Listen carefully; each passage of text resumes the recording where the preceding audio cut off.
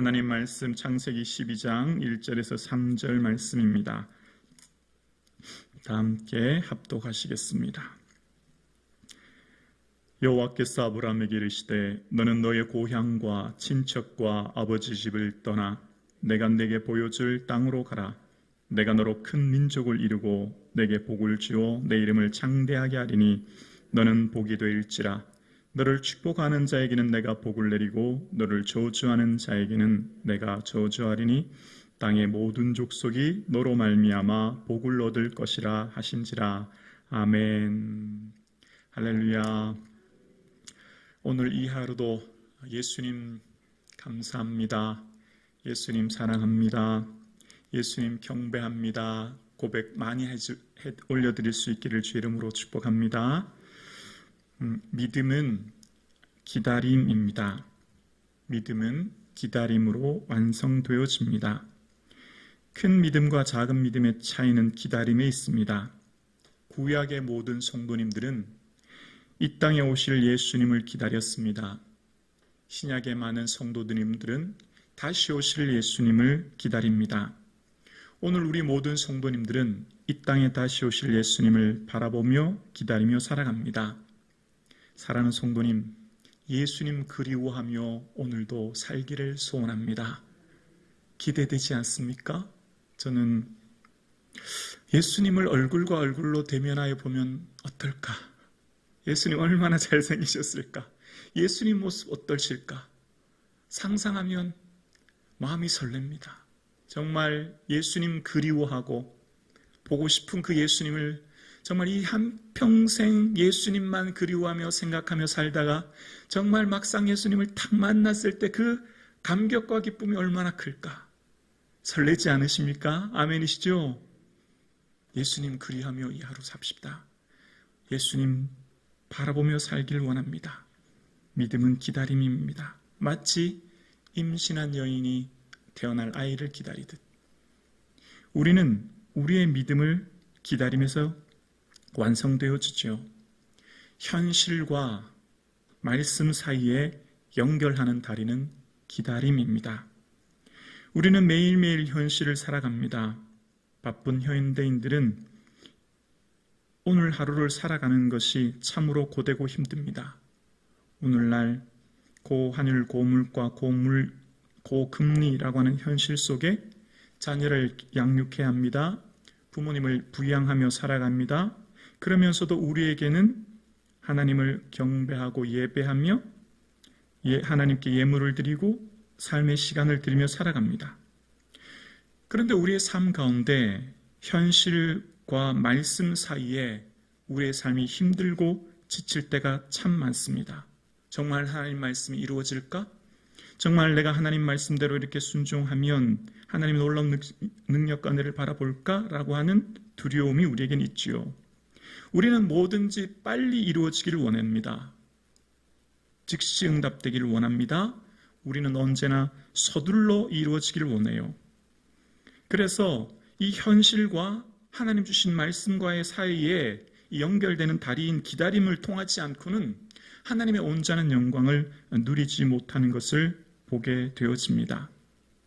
기다림은 바꿔 말하면 믿음인 거죠.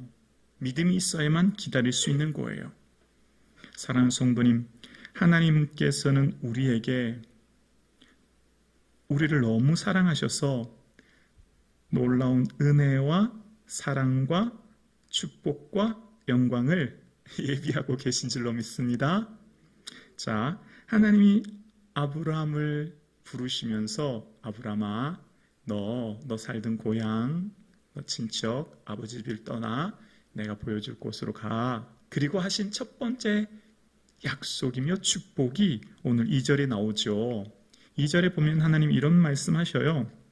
내가 너로 큰 민족을 이루고 내게 복을 주어 라고 말씀하십니다. 자, 첫 번째 주신 복이 뭐라고요? 큰 민족이라는 거예요. 아브라함아, 내가 내게 큰 민족 이루게 해줄게 라는 약속이에요. 그런데요, 이 말씀 들었을 때 아브라함의 입장으로 한번 우리가 생각해 볼게요. 아브라함의 입장에서 하나님 말씀을 한번 생각해 보려고 해요. 아브라함은요, 속으로 이렇게 생각했을 수도 있어요. 하나님, 큰 민족은 괜찮고요. 저 아들 하나라도 좀 주세요. 큰 민족은 괜찮고요. 저희 가정이나 좀 행복하고 우리 가정이나 명문 가정 만들어주세요. 아마 이런 생각 조금은 아주 조금은 했지 않았을까. 하나님, 저 큰 민족은 됐고요.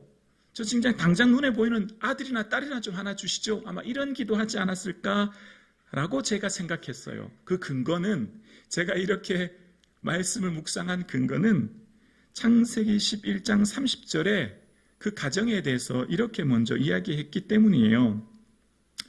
왜냐하면 창세기 11장 30절에 보면 사레는 임신하지 못하였으므로 자식이 없었더라라고 기록하고 있기 때문이에요. 공동번역에서는 사레는 잉태를 하지 못하는 몸이었으므로 자식이 없었다라는 거예요. 사라는 잉태할 수 있는 몸이 아니었다는 거죠. 그러니까 이 아브라함의 삼형제, 아브라함이 첫째고 둘째가 나홀이고 막내 동생이 하란인데, 하란은 벌써 조카 롯을 낳았단 말이에요. 내 막내 동생을 조카 롯이 있는데 나는 큰형인데도 아직까지 자녀가 없어요. 그러니까 이 아브라함의 입장에서는 하나님, 저 큰 민족은 괜찮고요. 아들 하나 주시면 안 될까? 이런 마음이 있을 수도 있겠다라는 게 제 생각이었어요. 그러니까 현실과 하나님 하신 약속과는 엄청난 괴리가 있는 거죠. 아브라함의 현실은 어떻다고요? 아내 사레가 임신할 수 없는 몸이었어요.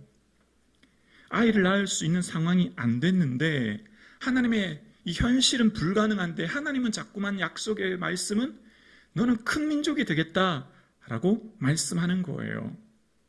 사랑하는 성도님, 우리는, 예수 믿는 사람들은 현실을 부정하거나 무시하지 않아요. 현실 속에 살아갑니다.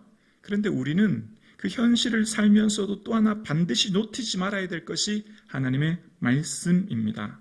말씀은 곧 하나님이요, 말씀은 곧 우리에게 주신 약속의 능력이기 때문이에요.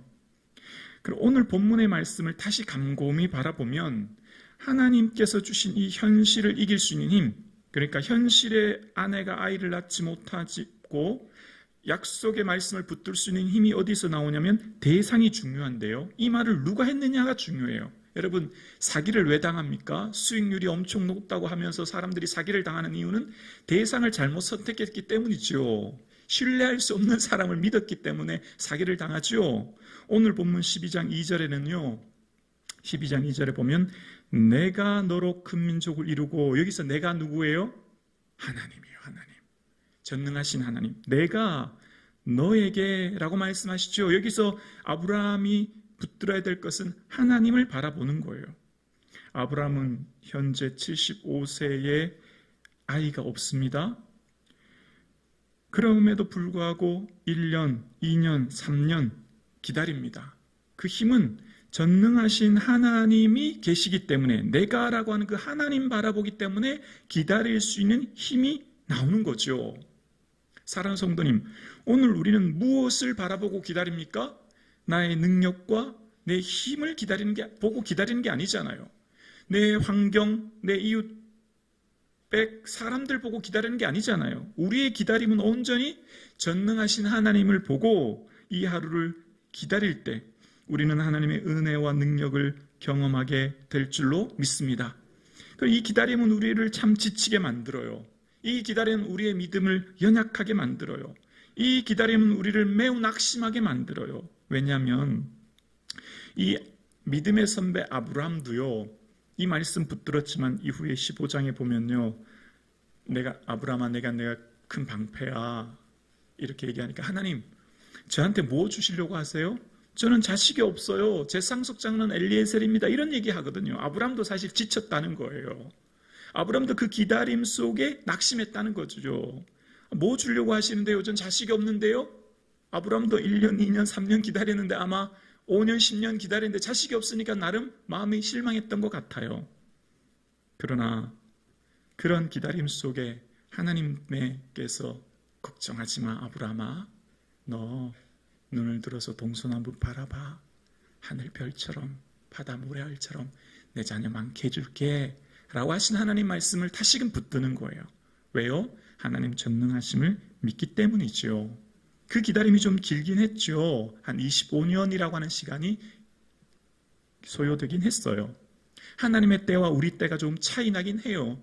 그러나 우리가 서두르지 않고 조급해하지 않고 오늘을 기다릴 수 있는 힘은 전능하신 하나님의 능력의 말씀을 믿고 하나님은 나보다 더 큰 계획과 나를 향한 사랑의 비전을 갖고 계심을 믿기에 오늘을 기다립니다.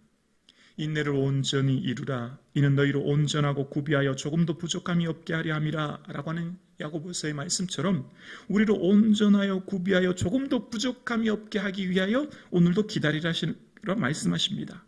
사랑하는 성도님, 우리가 선을 행하되 낙심하지 말지니 포기하지 아니하면 때가 이름에 반드시 이루어질 줄로 믿습니다. 그렇습니다. 오늘 우리가 선을 행합니다. 예수님 기뻐하는 일을 합니다. 예수님 그리워하며 이 하루 살아갑니다. 어떻게 하면 예수님 마음도 기쁘게 드릴까? 내 시간, 내 물질, 내 삶을 들여 살아갑니다. 우리 각자 마음의 소원과 계획들이 있고 하나님 응답해 주시를 원하는 소원들로 오늘을 살아갑니다.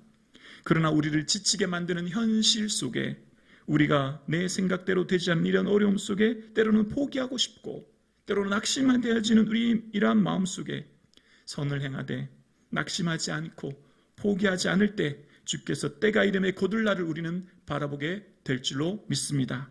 그렇습니다. 그래서 아브라함은 바랄 수 없는 중에 바라고 그가 100세나 되었고 자기 몸에 죽은 것 같음과 사라의 태가 죽은 것 같음을 알고도 믿음이 약하여지지 않고 믿음이 없어 하나님의 약속을 의심하지 않고 믿음이 견고하여져서 하나님께 영광을 돌리며 약속하신 것을 또한 능히 이루실 줄 확신하였던 것처럼 사랑하는 성도님, 현실은 바라볼 수 없습니다. 현실은 기대할 수 없습니다. 현실은 소망할 수 없습니다. 현실은 암흑이요, 현실은 사방으로 둘러진 큰 담이요, 현실은 우리의 삶의 고난이요, 현실은 문제일지 몰라도 약속의 말씀 전능하신 하나님 바라보고 아브라함이 바랄 수 없는 중에 바라고 믿었던 것처럼 2023년 새해에도 전능하신 하나님 바라보시며 오늘 우리에게 주신 약속의 말씀 부여잡고 예수님 바라보고 예수님 의지하고 예수님 그리워하는, 그래서 주의 은혜를 경험하는 저와 여러분 되실 수 있기를 주님의 이름으로 축복합니다. 기도드리겠습니다.